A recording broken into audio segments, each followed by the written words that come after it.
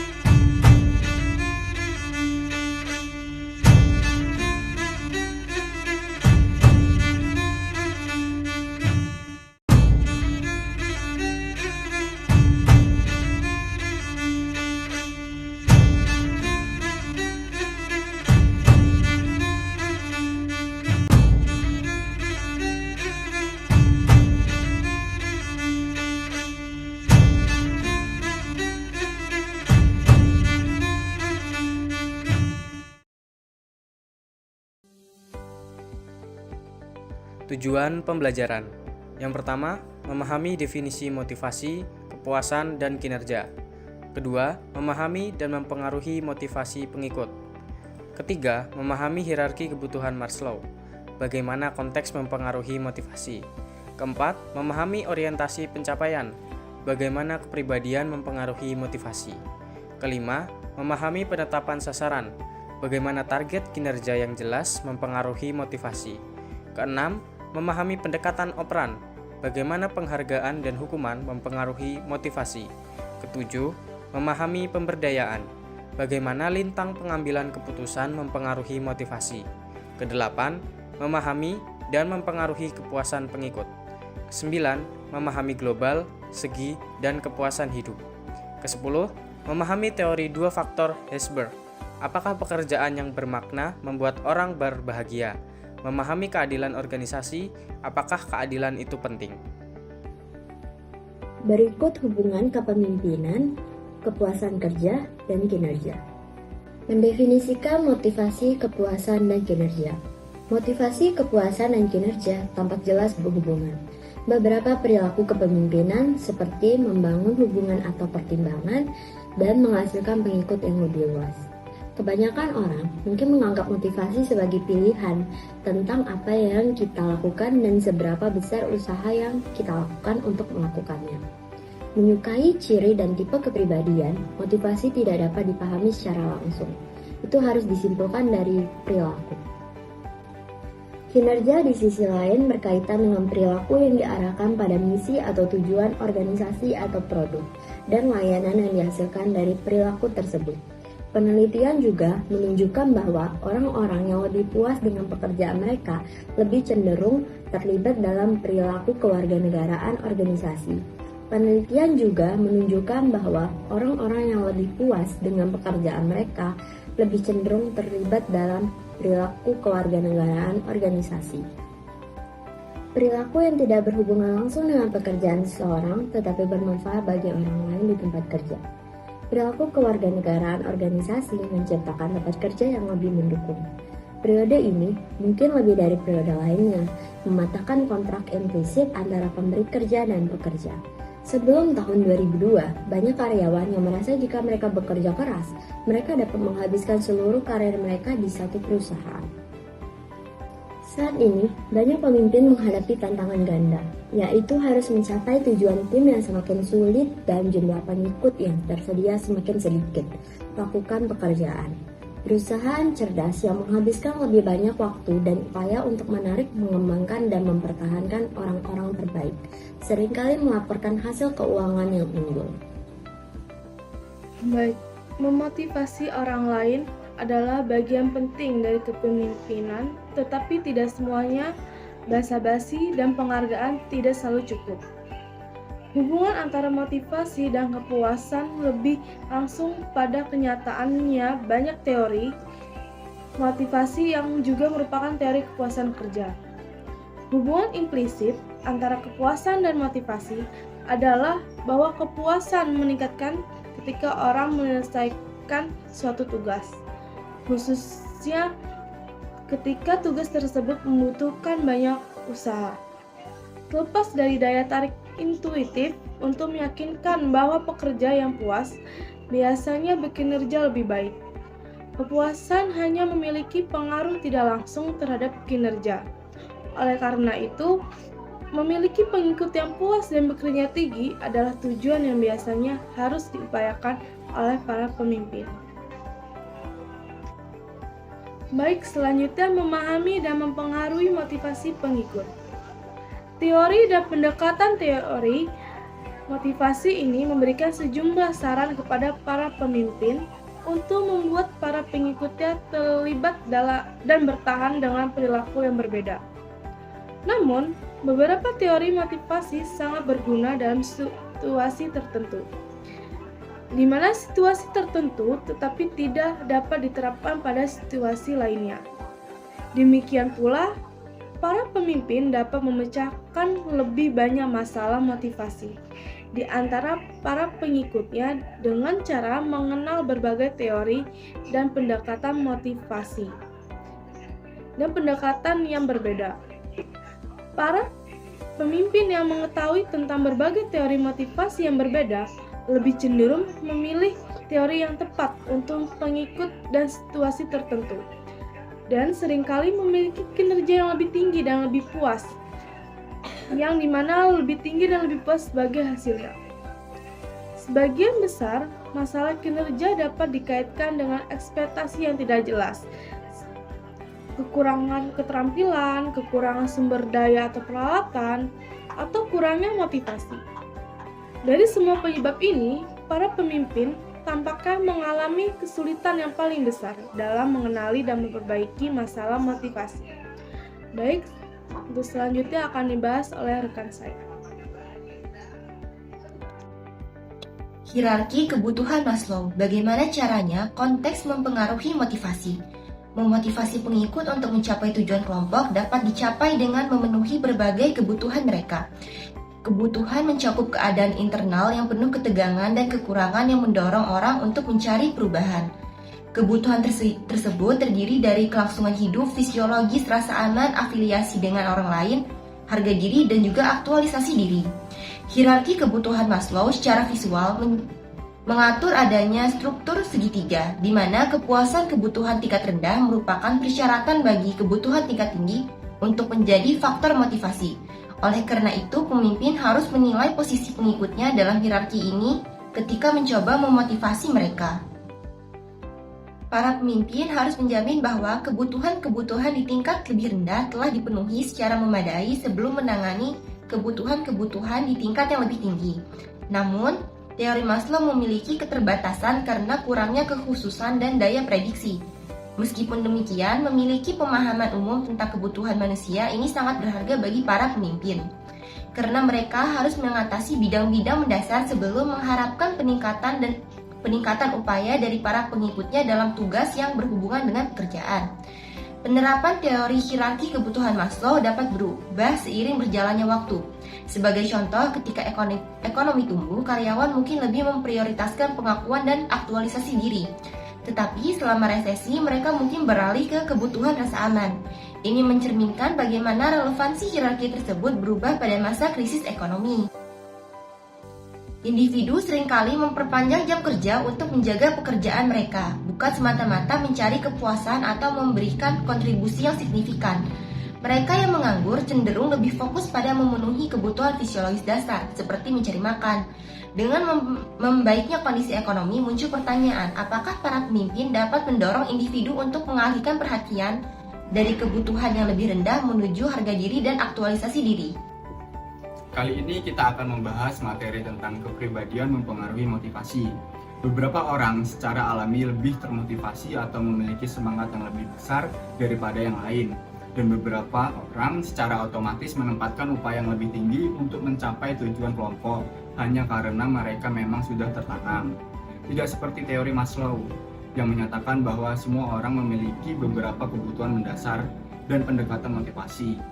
Untuk meningkatkan kinerja kelompok, para pemimpin harus memilih pengikut yang memiliki keterampilan yang tepat dan memiliki tingkat yang lebih tinggi dari sifat kepribadian yang disebut orientasi prestasi. Atkinson telah mengusulkan bahwa kecenderungan seseorang untuk mengarahkan upaya terhadap penyelesaian tugas Sebagian tergantung pada ketentuan motivasinya untuk mencapai kesuksesan atau seperti yang disebut Atkinson, yaitu orientasi prestasi.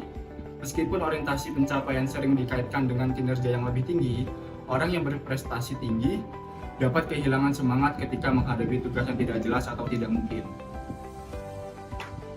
Selanjutnya, kita akan membahas materi tentang target kinerja yang jelas mempengaruhi motivasi.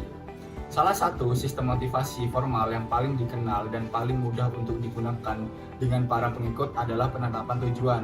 Dari sudut pandang pemimpin, hal ini melibatkan penetapan target kinerja yang jelas dan kemudian membantu para pengikut membuat rencana sistematis untuk mencapainya. Secara garis besar, tujuan merupakan penentuan perilaku tugas yang paling kuat. Tujuan mengarahkan perhatian, membantu orang mengembangkan strategi untuk mencapainya, dan membantu orang terus mengarahkan upaya sampai tujuan tercapai. Penelitian menunjukkan bahwa para pemimpin dapat memotivasi para pengikutnya secara efektif dengan menetapkan tujuan yang cukup sulit dan mengakui pencapaian tujuan secara parsial. Harapan implisit dan eksplisit seorang pemimpin tentang pencapaian tujuan juga dapat mempengaruhi kinerja pengikut dan tim. Hasil ini menunjukkan bahwa para pemimpin yang ingin meningkatkan kinerja individu atau tim harus menetapkan tujuan yang tinggi, namun dapat dicapai dan menyatakan keyakinan dan dukungan bahwa para pengikutnya dapat menyelesaikan pekerjaan. Selanjutnya, kita akan membahas mengenai pendekatan operan, bagaimana penghargaan dan hukuman mempengaruhi motivasi. Pendekatan operan adalah teori psikologis yang memasangkan atau menghubungkan perilaku dengan konsekuensinya. Ketika diterapkan dalam lingkungan profesional, karyawan akan memperoleh imbalan atau insentif ketika mereka menunjukkan perilaku yang menguntungkan perusahaan atau menerima sebuah hukuman ketika perilaku mereka tidak produktif atau melanggar. Dalam menggunakan pendekatan operan untuk meningkatkan motivasi dan kinerja karyawannya membutuhkan beberapa langkah. Yang pertama, praktisi kepemimpinan harus jelas menentukan perilaku apa yang penting. Kedua, praktisi kepemimpinan perlu menentukan apakah perilaku tersebut saat ini dihukum, dihargai, atau diabaikan. Yang ketiga, praktisi kepemimpinan perlu mencari tahu apa yang para pengikut sebenarnya temukan sebagai penghargaan atau hukuman. Lalu yang keempat, praktisi kepemimpinan harus berhati-hati dalam menciptakan persepsi ketidaksetaraan saat mengelola imbalan yang disesuaikan secara individual. Yang kelima, praktisi kepemimpinan tidak boleh membatasi diri mereka untuk mengelola ganjaran atau hukuman yang disahkan secara organisasional. Berikutnya akan membahas mengenai manfaat pendekatan operan. Yang pertama, bisa meningkatkan perilaku positif. Dalam hal ini, penghargaan dapat digunakan untuk memperkuat perilaku positif seseorang, seperti memberikan pujian atau hadiah kepada karyawan yang berhasil menyelesaikan tugas dengan baik. Hal ini dapat meningkatkan motivasi karyawan untuk belajar lebih giat. Lalu yang kedua, bisa mengurangi perilaku negatif. Dalam hal ini, hukuman dapat digunakan untuk mengurangi perilaku negatif, seperti memberikan sanksi kepada karyawan yang melakukan pelanggaran. Hal ini dapat membuat karyawan lebih berhati-hati dalam bertindak. Yang ketiga, bisa meningkatkan efektivitas pembelajaran. Dengan menggunakan penghargaan dan hukuman, seseorang pemimpin itu dapat memperkuat perilaku yang diinginkan dan mengurangi perilaku yang tidak diinginkan. Hal ini dapat meningkatkan efektivitas dalam pekerjaan. Yang keempat, itu bisa meningkatkan kedisiplinan. Dengan adanya penghargaan dan hukuman, karyawan dapat lebih disiplin dalam menjalankan tugas dan kewajibannya. Yang kelima, itu bisa meningkatkan motivasi. Dengan adanya penghargaan, karyawan dapat merasa lebih dihargai dan bisa lebih termotivasi untuk belajar lebih giat lagi. Sedangkan dengan adanya hukuman, seorang karyawan dapat merasa terdorong untuk menghindari atau berhati-hati lagi dalam melakukan hal pekerjaan supaya tidak terjadi hal yang tidak diinginkan. Baik, slide selanjutnya itu pemberdayaan, bagaimana lintas pengambilan keputusan mempengaruhi motivasi. Beberapa orang percaya bahwa pemberdayaan adalah tentang mendelegasi dan akuntabilitas. Ini adalah proses top-down di mana para pemimpin senior mengartikulasikan visi dan tujuan spesifik, serta meminta tanggung jawab pengikutnya untuk mencapainya, yang berfokus pada pengambilan risiko, pertumbuhan, perubahan, kepercayaan, dan kepemilikan secara cerdas. Pengikut bertindak sebagai pengusaha dan pemilik yang mempertanyakan.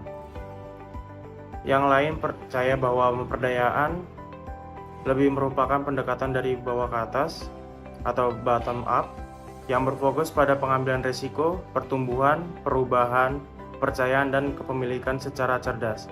Pengikut bertindak sebagai pengusaha dan pemilik yang mempertanyakan. Tidak diherankan jika karyawan yang tidak memiliki perlengkapan yang memadai dapat mengambil keputusan yang buruk dan tidak mendapat informasi yang memadai, dan para manajer cenderung percaya bahwa pemberdayaan bukanlah hal yang seharusnya dilakukan. Lalu slide selanjutnya, mengingat banyak karyawan yang bekerja lebih lama dari sebelumnya dan tuntutan pekerjaan berada pada titik tertinggi sepanjang masa. Pemberdayaan dapat membantu pengikutnya mendapatkan keadilan atas kehidupan mereka dan mengatasi stres dengan lebih baik.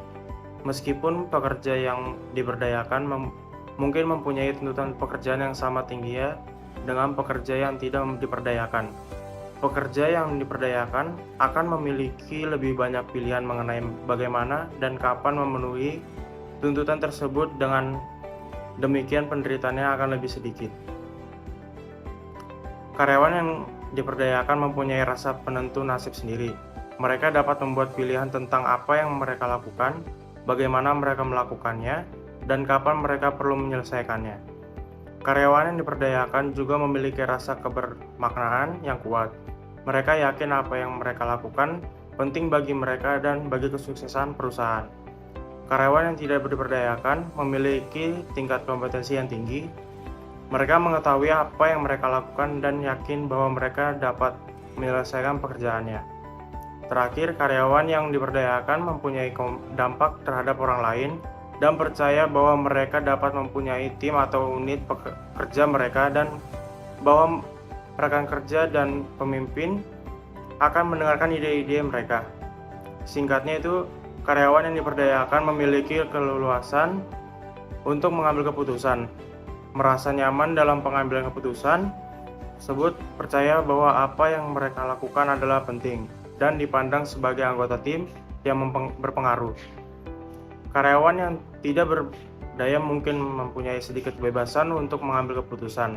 Mungkin mereka merasa tidak siap dan mungkin tidak ingin mengambil keputusan, dan mungkin mempunyai pengaruh yang kecil terhadap unit kerja mereka, bahkan jika mereka mempunyai ide-ide yang bagus.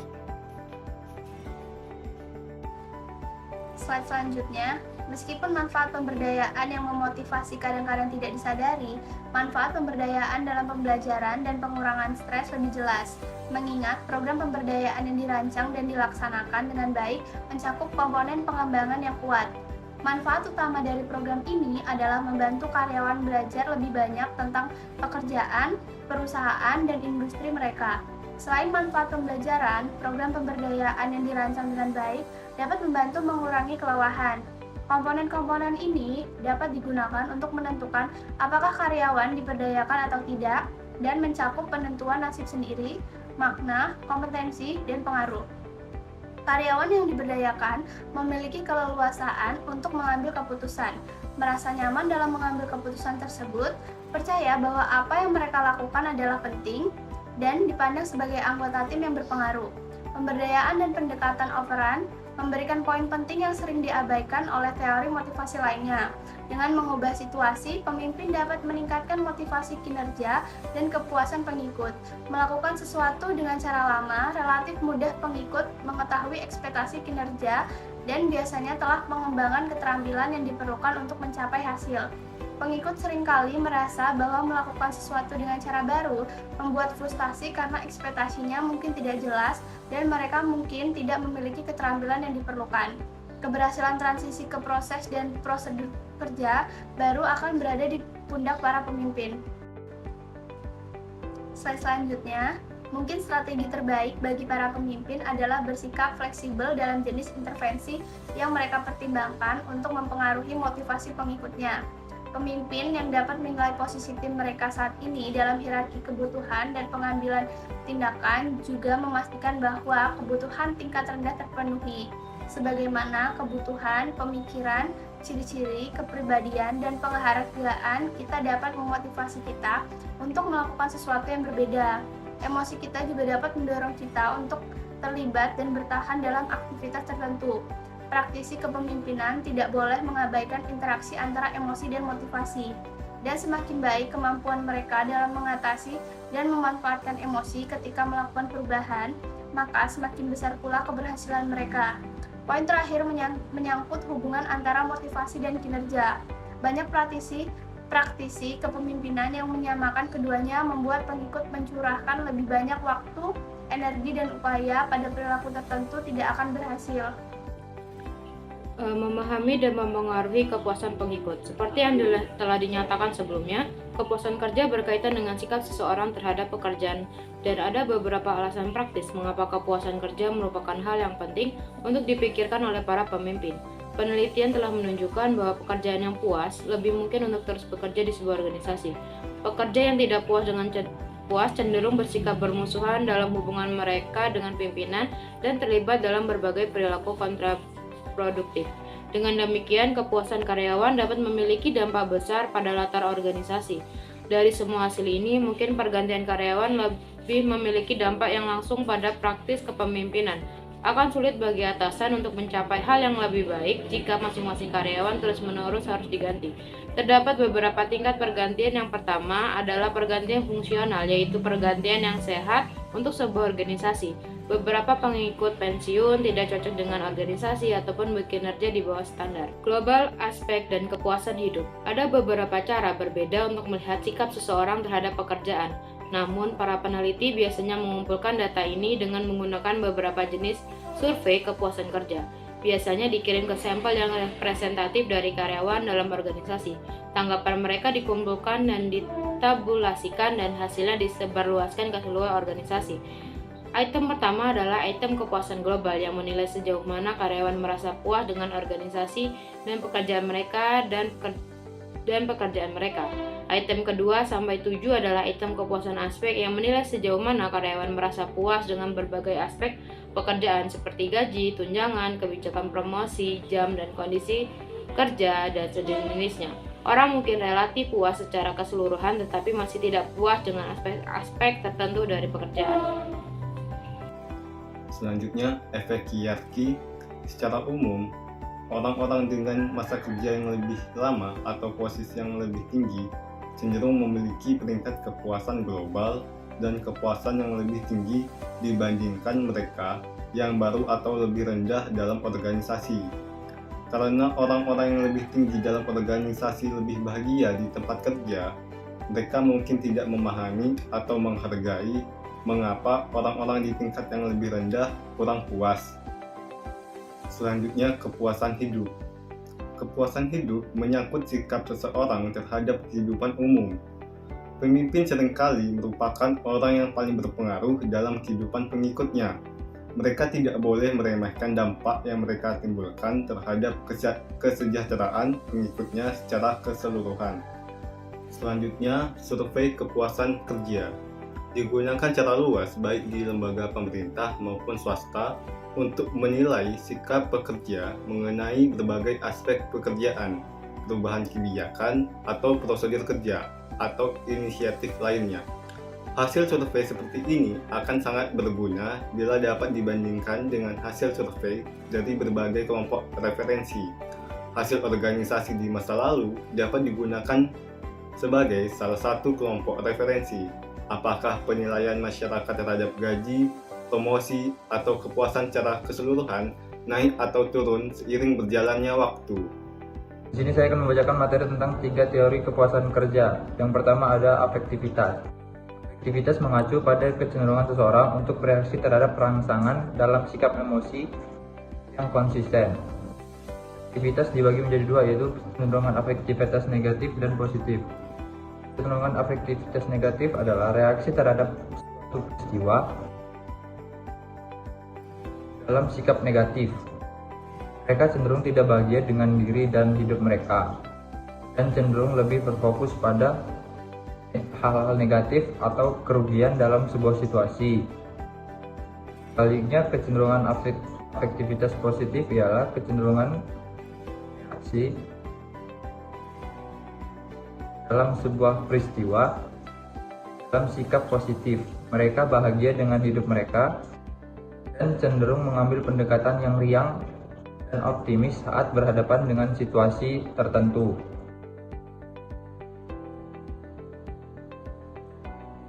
Lalu ada teori dua faktor Herzberg. Kunci meningkatkan tingkat kepuasan pengikut menurut teori dua faktor ini adalah dengan memenuhi faktor higien dan memaksimalkan motivator.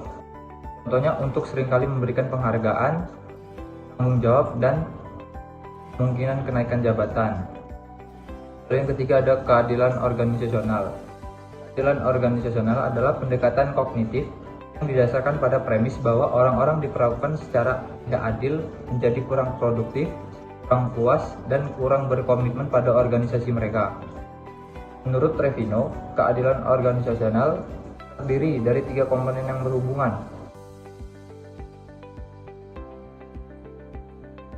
Yang pertama, keadilan interaksional, yang kedua keadilan distributif, dan ketidakpuasan. Keadilan interaksional mencerminkan sejauh mana orang-orang diberikan informasi mengenai berbagai prosedur imbalan dan hukuman diperlakukan dengan hormat. Yang kedua ada keadilan distributif. Keadilan distributif adalah persepsi pengikut terhadap apakah level imbalan atau hukuman banding dengan kinerja atau kesalahan seseorang. Ketiga, ketidakpuasan. Ketidakpuasan terjadi saat pengikut percaya bahwa seseorang menerima terlalu banyak atau sedikit imbalan atau hukuman. Jadi, apa yang harus dilakukan pemimpin untuk meningkatkan kepuasan pengikut dan mengurangi pengunduran diri dengan menggunakan teori keadilan organisasional ini? Pemimpin yang ingin meningkatkan kepuasan kerja menggunakan pendekatan ini perlu mengubah sistem imbalan dan hukuman jika ia ingin memperbaiki tingkat kepuasan kerja dengan menggunakan teori keadilan organisasional. Sekian, terima kasih. Selanjutnya kita akan membahas tentang studi case. Studi case ini membahas tentang Initech melawan Coffee Bean. Bayangkan, Peter Gibbons, seorang pegawai dalam perusahaan karangan Initech Corporation Broad Film Office Space. Peter diminta menemui ahli efisiensi atau Bob dan Bob untuk membahas lingkungan kerjanya. Salah satu dari kedua, Bob, merasa penasaran dengan kecenderungan Peter bekerja buruk dan menanyakan mengenai kurangnya perhatian Peter terhadap kebijakan dan prosedur di kantor. Tampaknya Peter terlambat menyerahkan laporan TPS dan tanpa disertai lembar sampul seperti yang diminta. Peter berbicara, "Kau lihat, Bob, bukankah aku malas? Aku cuma tidak peduli." Bob menjawab, "Apa? Tidak peduli?" Peter menegaskan, "Ini masalah motivasi, kau tahu. Sekarang, jika aku bekerja keras dan Initech menjual beberapa unit lebih banyak, aku tidak memperoleh uang lebih banyak. Jadi di mana motivasinya? Dan ini hal lainnya, aku sekarang punya 8 atasan berbeda." Bob bertanya, "8?" Peter pun menjawab, 8, Bob.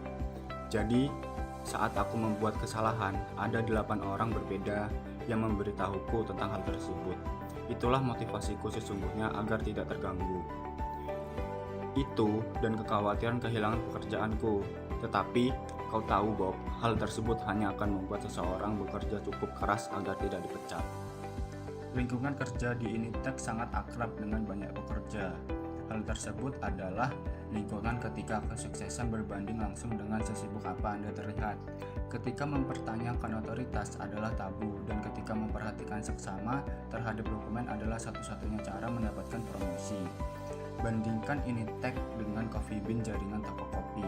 Dalam usaha meningkatkan semangat dan produktivitas pegawai, tim manajemen Coffee Bean memutuskan mengikuti filosofi FIS.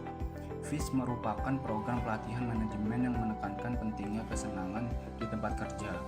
Filosofi ini mendukung 4 prinsip. Yang pertama yaitu bermain, yaitu kerja yang dibuat menyenangkan yang akan dikerjakan. Kedua yaitu cerahkan hari mereka, yaitu jika Anda mencerahkan hari seseorang melalui kebaikan kecil atau keterlibatan yang tak terlupakan, Anda dapat mengubah perjumpaan biasa sekalipun menjadi kenangan istimewa. Ketiga, hadirlah, yaitu kehadiran adalah cara yang hebat untuk mempraktikkan ketulusan dan memerangi kejemuan.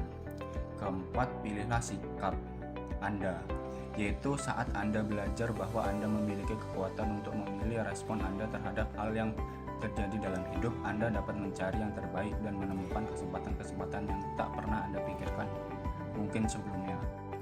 Toko-toko dalam jaringan Coffee Bean didorong menggunakan prinsip-prinsip ini untuk menjadikan tokonya tempat yang lebih menyenangkan bagi pegawai dan pelanggan. Toko-toko itu menciptakan tema harian dengan pegawai mengenakan kostum sesuai tema, seperti hari NFL, hari basket, hari piyama, dan memberikan diskon bagi pelanggan yang mengenakan pakaian serupa. Ada pula kuis trivia, pelanggan yang dapat menjawab pertanyaan-pertanyaan trivia memperoleh diskon untuk membeli kopi mereka. Nancy Spellin, seorang manajer toko Coffee Bean, menjelaskan, "Kami coba memunculkan ide-ide yang dapat menjadi bahan perbincangan dengan para tamu dan menciptakan kesenangan di toko bagi anggota tim dan para tamu." Di toko lain, para pelanggan memainkan coffee craps. Jika seorang pelanggan menggoncang dadu dan mendapatkan nilai 7 atau 11, ia mendapatkan minuman gratis. Beberapa toko menggunakan ide Fair Factor Free Days, yaitu jika toko menjual minuman hingga jumlah tertentu, salah satu barista akan melakukan aksi tertentu. Dalam satu kasus, sang barista memakan jangkrik. Hasilnya, salah satu toko meningkat keuntungannya sebesar 12% dalam 6 bulan. Tingkat pengunduran diri berkurang signifikan. Direktur umum yang biasanya pindah setelah 22 bulan kini bertahan selama rata-rata 31 bulan. Dan tingkat pengunduran diri untuk pegawai jam-jaman berkurang menjadi 69% dari lebih dari 200% dalam waktu 3 tahun. Selanjutnya, ada 3 pertanyaan dalam studi kasus ini. Yang pertama yaitu, bagaimana penilaian Anda terhadap orientasi prestasi Peter? Apa sajakah kebutuhan yang tidak terpenuhi di Initech? Perubahan apa yang mungkin meningkatkan motivasi Peter? Jawabannya yaitu, orientasi prestasi Peter dalam film Office Space tampak rendah karena kurangnya minat dan keterlibatannya dalam pekerjaan di Initech. Beberapa kebutuhan yang tidak terpenuhi termasuk kurangnya tantangan dalam pekerjaan, kurangnya penghargaan atau pengakuan atas kontribusinya, serta rasa tidak puas dengan rutinitas dan budaya kerja yang monoton. Untuk meningkatkan motivasinya, beberapa perubahan yang mungkin membantu adalah memberikan proyek-proyek yang lebih menantang dan bermakna, memberikan pengakuan atas pencapaiannya, mendorong partisipasi dalam pengambilan keputusan, dan menciptakan lingkungan kerja yang lebih inspiratif dan berkolaborasi. Dengan memberikan kesempatan untuk berkembang dan merasa dihargai, Peter mungkin akan merasa lebih termotivasi dalam pekerjaannya. Yang kedua yaitu, menurut Anda, pemimpin di Initech lebih cenderung menyebabkan efek Pygmalion atau efek Golem? Bagaimana dengan lingkungan di Coffee Bean, efek Pygmalion atau Golem? Jawabannya yaitu, di Initech, pemimpin lebih cenderung menyebabkan efek Golem. Efek Golem terjadi ketika ekspektasi rendah dari pemimpin mengarah pada kinerja rendah dari bawahan, karena mereka tidak merasa didukung atau diharapkan untuk berhasil. Di Coffee Bean, tampaknya lebih cenderung efek Pygmalion terjadi. Efek Pygmalion terjadi ketika ekspektasi tinggi dari pemimpin menghasilkan kinerja yang lebih baik dari bawahan, karena mereka merasa didukung, diharapkan untuk berkembang dan mencapai hasil yang baik. Dan terakhir, pertanyaan nomor 3 yaitu, mengapa Coffee Bean mengalami penurunan tingkat pengunduran diri yang begitu drastis? Jawabannya, manajemen Coffee Bean memutuskan mengikuti filosofi FIS, program pelatihan manajemen yang menekankan pentingnya kesenangan di tempat kerja, sehingga toko-toko dalam jaringan Coffee Bean didorong menggunakan prinsip-prinsip ini untuk menjadikan tokonya tempat kerja yang menyenangkan bagi pegawai dan pelanggan. Kesimpulannya, bab ini berfokus pada motivasi, kepuasan, dan kinerja dalam bidang kepemimpinan dan manajemen. Ini menekankan bahwa motivasi mendorong perilaku, sedangkan kinerja dipengaruhi oleh faktor-faktor seperti keterampilan, kemampuan, norma kelompok, dan sumber daya yang tersedia. Kepuasan kerja dapat bervariasi berdasarkan aspek pekerjaan yang berbeda.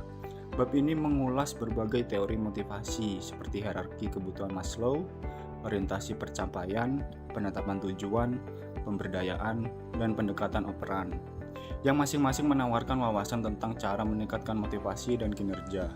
Selain itu, kecenderungan genetik dapat mempengaruhi sikap individu secara keseluruhan terhadap pekerjaan, sehingga berpotensi membatasi dampak upaya kepemimpinan. Pemimpin dapat meningkatkan kepuasan dengan menawarkan pekerjaan yang bermakna dan perilaku yang adil, sehingga meningkatkan sikap positif di antara para pengikutnya. Audio Jungle.